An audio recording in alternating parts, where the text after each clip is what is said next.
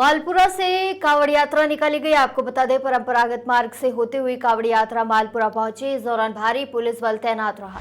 मालपुरा पहुंची कावड़ यात्रा का मंत्री कन्हैयालाल चौधरी और भाजपा जिला अध्यक्ष चंद्रवीर सिंह चौहान ने पुष्प वर्षा कर स्वागत किया। यात्रा की सुरक्षा को लेकर 1500 से भी ज्यादा पुलिस जवान, 18 एएसपी, 10 डीएसपी स्टाफ और आरएसी के जवानों की तैनाती रही। ड्रोन कैमरा और वॉच टावर से यात्रा की कड़ी निगरानी की गई। कांग्रेस सरकार के कार्यकाल में यात्रा की परमिशन नहीं दिए जाने पर मंत्री कन्हैयालाल चौधरी ने कांग्रेस पर निशाना साधा।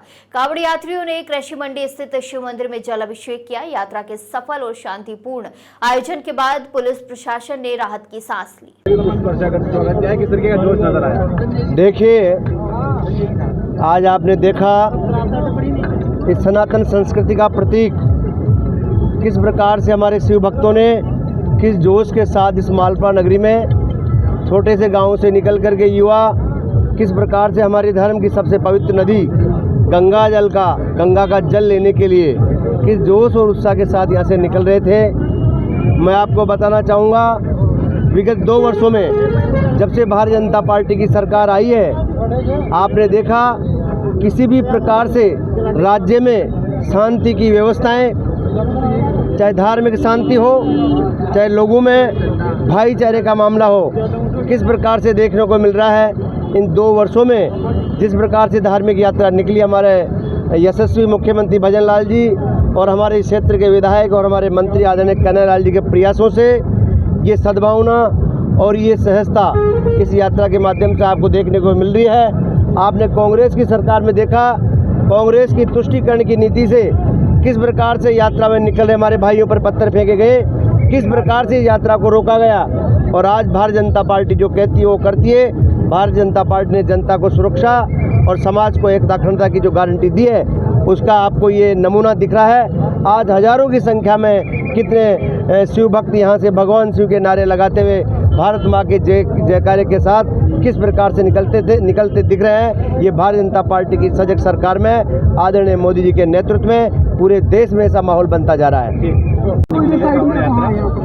किस तरीके देखते हैं? देखो, ये जो परंपरा है, ये सनातन धर्म की हजारों सालों से परंपराएं चल रही है। भगवान शंकर को गंगा जी का जल लाके जहाँ पे जो लोकल नदियाँ, वहाँ से लोकल नदियों से, जैसे हमारे बनास से बिशनपुर महादेव से हमेशा की तरह यहाँ पे मालपुरा के अंदर आसपास के गाँवों के अंदर भगवान शंकर के लिए कावड़ लेके आते थे, जल अर्पण करते थे। ये रेगुलर काम चल रहा था। बाकी पिछले कांग्रेस राज के अंदर जो शांतिपूर्ण यात्रा को ज़बरदस्ती कुछ असामाजिक तत्वों ने वास्तव में बदमाशी की थी, उनको रोकने के बजाय पूरी कावड़ यात्रा को रोका गया, जबकि ऐसा नहीं करने था। स्टेट हाईवे के ऊपर अगर हम किसी धार्मिक यात्रा को निकलने से रोकेंगे तो फिर भारत के अंदर ये ठीक नहीं है। कोई सा भी धर्म की कोई भी यात्रा हो, अगर हम स्टेट हाईवे रोकेंगे तो इससे बुरा कुछ भी नहीं हो सकता।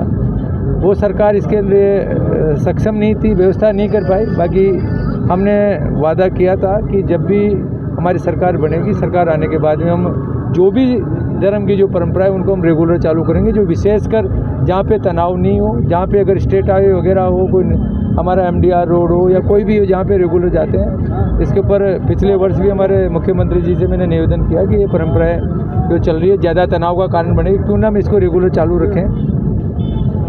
पिछली वर्ष भी लोगों ने शांतिपूर्वक यात्रा निकाली। इस बार भी दूसरी जो कावड़ यात्रा दोबारा ये यहाँ पे निकाली गई है, शिव कावड़ यात्रा जो मालपुरा के तत्वाधान में निकाली जाती है। और भी कई गाँवों के अंदर, काफ़ी जगह पे ये पूरे भारत के अंदर ये जहाँ हिंदू संस्कृति में ये बिल्कुल चल रहा है। मैं तो धन्यवाद देना चाहता हूँ हमारे मुख्यमंत्री जी को, जिन्होंने इस परंपरा को निभाने के अंदर यहाँ पे हमारे प्रशासन का सहयोग किया। मालपुरा की जनता इससे काफ़ी खुशी है। और आगे भी मैं तो यही कहना चाहूँगा कि सभी मिलते हुए, सभी हम आपस में भाईचारे के साथ में कोई भी धार्मिक जो काम है उसको करें। और विशेषकर जो आज ये यात्रा निकली है, सभी मालपुरा में आप लोगों ने देखा है कितने खुशी का माहौल है। हर आदमी चाहता है कि हम हमारे धर्म का पालन करते हैं, हमारे परंपराओं को निभाएं और हमारे ईश्वर को किस तरह से याद करें। और इसकी वजह से जब से ये सरकार आई है और जो पानी का महकमा आया बालाजी महाराज की कृपा से, पिछले साल भी बहुत अच्छी बारिश हुई। जहाँ एवरेज राजस्थान के अंदर 550 या 60 के आसपास mm बारिश होती है, पिछली बार भी 950 से ज़्यादा हुई। और अभी अगर रिकॉर्ड करें तो जितने हमारे जुलाई महीने में बारिश होनी चाहिए थी, वो उससे डबल बारिश हो चुकी है। जुलाई में पहली बार बिशनपुर डैम के गेट खुल रहे हैं। आज आज़ादी के इतिहास में जब से डैम बना पहली बार जुलाई में गेट खुल रहे हैं। ये बहुत खुशी की बात है। राजस्थान की जनता में जहाँ सूखा प्रदेश था उसके लिए आने वाले समय इंद्रदेव भगवान और शंकर भगवान हम खूब आशीर्वाद दें और सभी हम खुशी से रहे, भारत देश आगे बढ़े, ये ईश्वर से प्रार्थना है।